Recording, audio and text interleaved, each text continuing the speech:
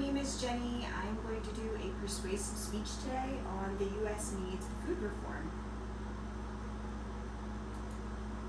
So, I had a friend travel to Canada recently, and she reported some alarming news.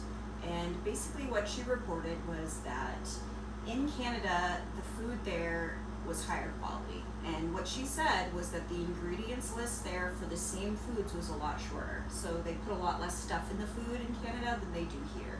And that was quite clear and very noticeable, she said, of the same food products. So this led me to wonder, how do we compare to multiple countries? And what I found is very alarming. I decided to compare us to the European Union because it's 27 different countries.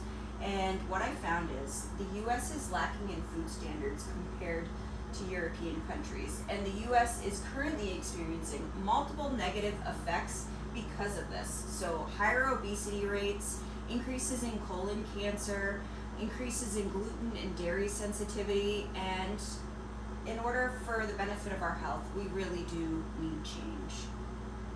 So now that you know my stance on this topic, I want to talk about my own personal experience. So prior to 2020, I really didn't have any food issues, like maybe just a little bit of dairy stuff. If I ate too much ice cream, I'd have like some stomach problems, but no issues with most food. I could eat just about anything. And I did find when COVID happened, we all were isolating at home, and I stopped going to the grocery store so much. So I did tend to eat more processed foods during that time. And then fast forward to 2022, I pretty much woke up unable to eat any gluten or dairy I'd have serious digestive problems. Couldn't go anywhere basically with these kinds of issues going on. So I knew something was going on. But I later was diagnosed with IBS, and you're probably wondering, well, how does this relate to you? What I found is actually there's evidence in the US showing that gluten sensitivity is on the rise. So gluten sensitivity on the rise in the US.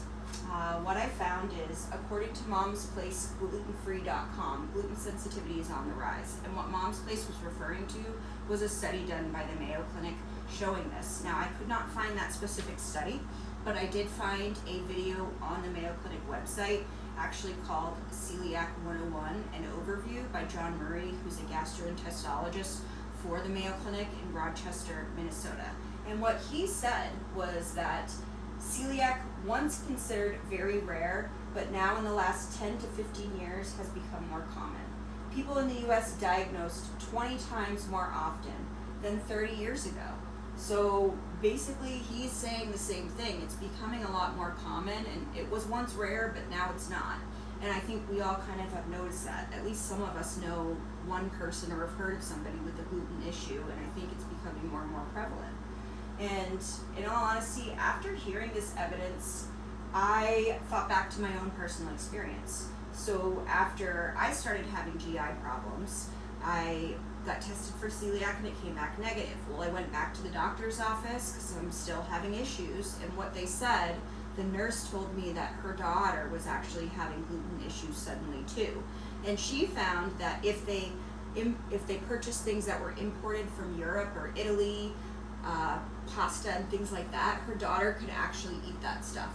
So that kind of made me wonder, like, that's interesting, what's our food structure here compared to there?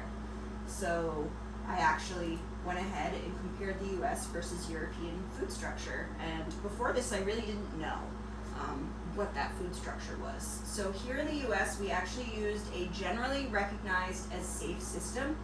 This GRAS system allows manufacturers to determine the safety of certain food additives without FDA approval. So basically more in the manufacturer's favor than the consumer themselves. I feel like we're test subjects here, honestly.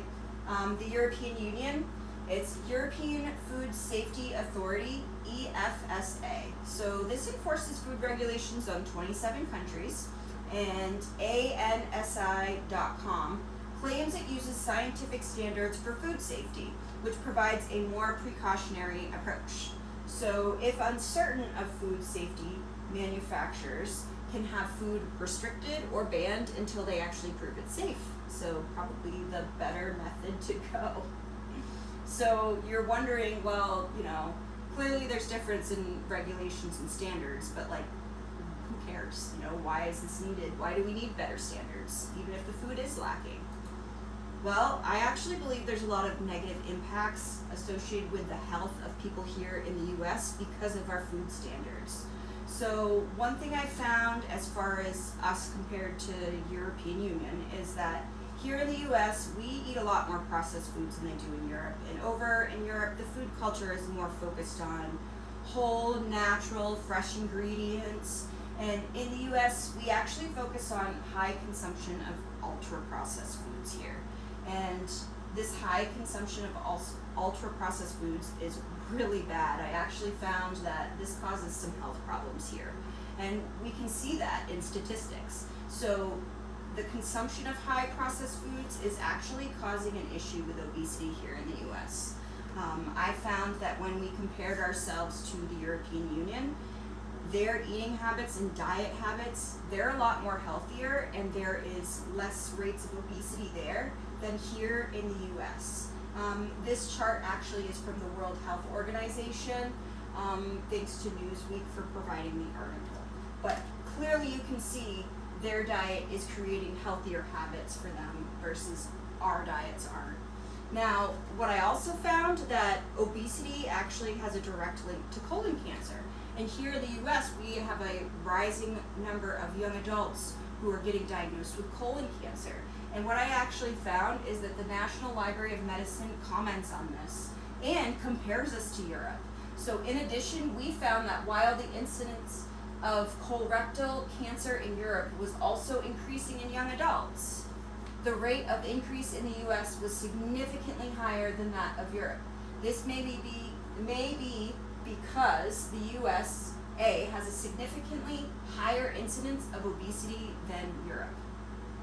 So the National Library of Medicine is actually making that connection of your diet, obesity, and then now cancers. So they're kind of creating a negative cycle here in the US. So in conclusion, now that you're aware there is a better structure out there that exists, I think we should kind of follow the European Union model. But what can you do as an individual? Even though we've learned this, what can you do as an individual? Well, as an individual, you can't do much, but as a consumer, you can research, educate yourself. You can also purchase higher quality foods. One thing that I did find is that here in the US, that gluten sensitivity being on the rise has actually created a higher demand and an increasing market for gluten-free, dairy-free, and clean labeled products. So it's ironically the problem is now forcing a demand of these clean labeled products. So market demand itself, I believe, is actually going to force change eventually. And thank you for watching my persuasive speech, and I hope you have a great rest of your night.